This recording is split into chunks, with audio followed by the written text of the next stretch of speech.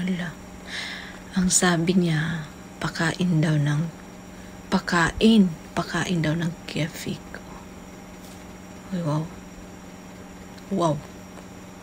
Sa akin talaga. Ito namang isa patingin. So, meron naman nag-request pakain. Wow. Parang nabingi ako doon na. Pakain. Bakit nga ba? Bakit ang mga lalaki nung gustong-gusto ko nang kakain ng kefi? Bakit gustong-gusto nyo kakain kayo? Pero, nga naman. Masarap nga naman talaga. Pakinggan mo pa lang, no? Lalo na pag babanggitin mo yung sa totoong gusto mong kainin, no? Parang ang sarap pakinggan. Pero, mahirap gawin. Hindi ko feel.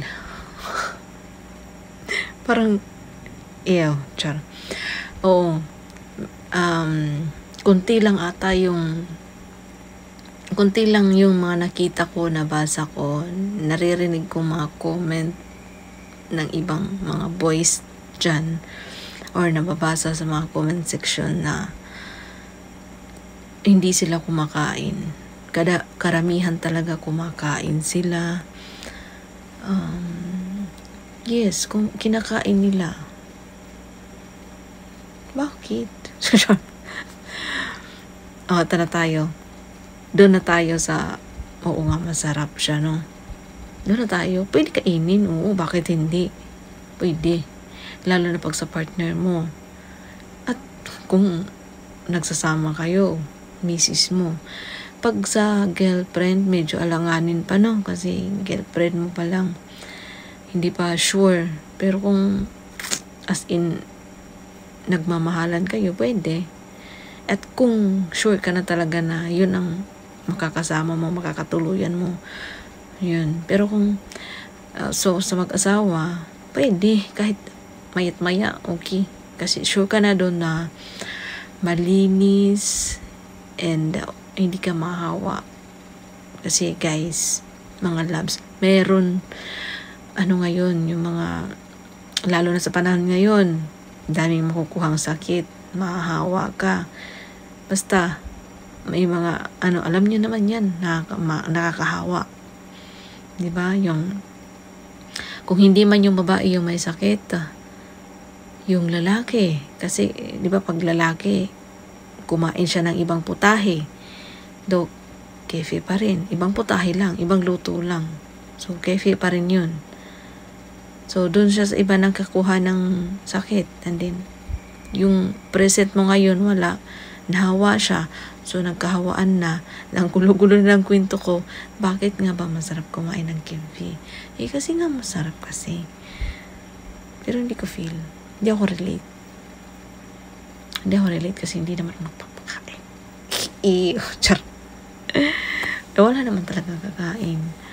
Pero kung mayroon, why not? Coconut. Pero kung wala, okay lang. Okay lang, pero hindi ko feel yung mga ganyang kain-kain, no? Pero masarap nga daw yun. Masarap yun. Pero lang reminders lang, guys, sa mga mahilig kumain ng kefi.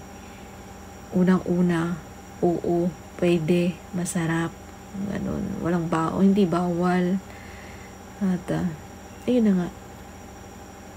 Sabi nila, pag mahal mo, kainin mo, ganyan-ganyan, gawin mong lahat na ganyan. Basta, ang dami mga ganyan-ganyan, no? Pero, maraming, ngayon lang yan, okay? Kumbaga, ngayon mo mararanasan yung sarap or yung sarap. Ngayon lang, pero sa huli, doon mo mararanasan yung mararamdaman kung meron nga siyang sakit, nahawa ka, doon mo mararanasan yung hirap kasi nagkaroon ka na ng unang-una may herpes ka na or may STD ka na. Basta ang dami-daming nakukuhang sakit, guys, sa mga ganyang kain-kain. Kasi para sa akin yung pagkain, yung kainan na yan, yung kain-kain na yan, Never pumasok sa isip ko yung ganyan. Never pumasok sa isip ko yung ganyan. Kain-kain. Hindi ko talaga feel. Paulit-ulit ako hindi ko feel. Pero marami nagsasabi sa akin na masarap nga. Oo, nanganan na tayo sa masarap. Wala kang kakain. Wala kang kakain. And then, ano pa nga ba? Nakakatakot din pag paiba-iba ka ng paiba-iba ka ng kakain sa'yo. And make sure lang reminders lang. Kung gusto nyong kumain, kung nag-aalinlangan kayo, kahit pahugasan yan guys, kung talagang nakadikit na yung sakit na yun, kung nakakahawa na yung niya, mahawa ka. Kahit nahugasan, kahit nasabihin hugasan, kahit nasabihin linisan, hanggat hindi siya gumagaling or nakukonfirm na malinis or paano nga ba natin masasabing malinis siya, no? Paano malalaman kung malinis siya? Kung sagot niyan, huwag ka na lang kumain.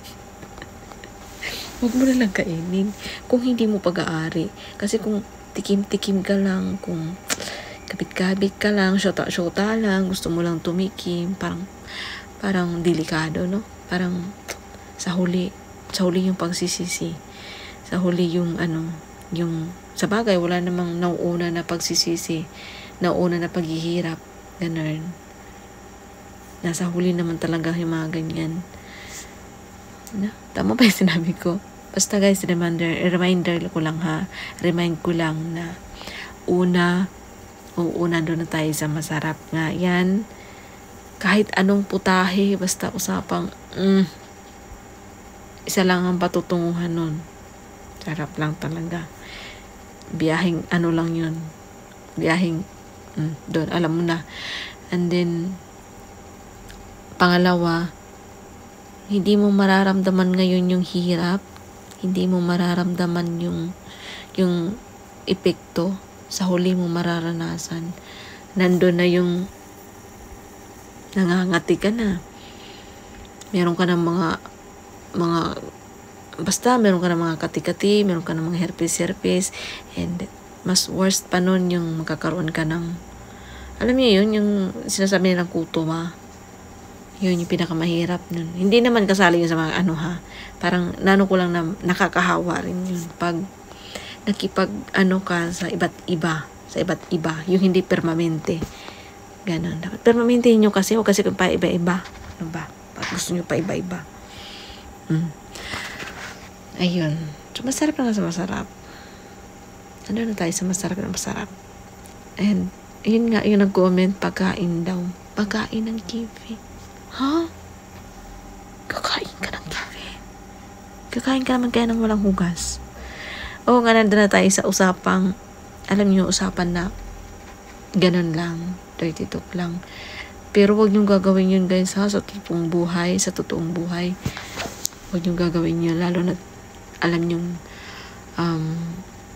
hindi niyo masyadong kilala or hindi naman siya malinis, tingin niyo paiba-iba yung nakikita yung lalaki na kasama niya. Parang ang hirap kasi, no? Ang hirap. Well, nasa sa inyo na yan. Kung gusto nyo tang kumain, hindi kumain kayo. Nasa inyo yan. Kayo rin naman mahirapan diba? Remind ko lang na hindi nyo agad makukuha yung resulta or yung epekto. Pag may sakit siya, na nahawa ka, kasi kain ka ng kain ng hindi mo naman pagkain.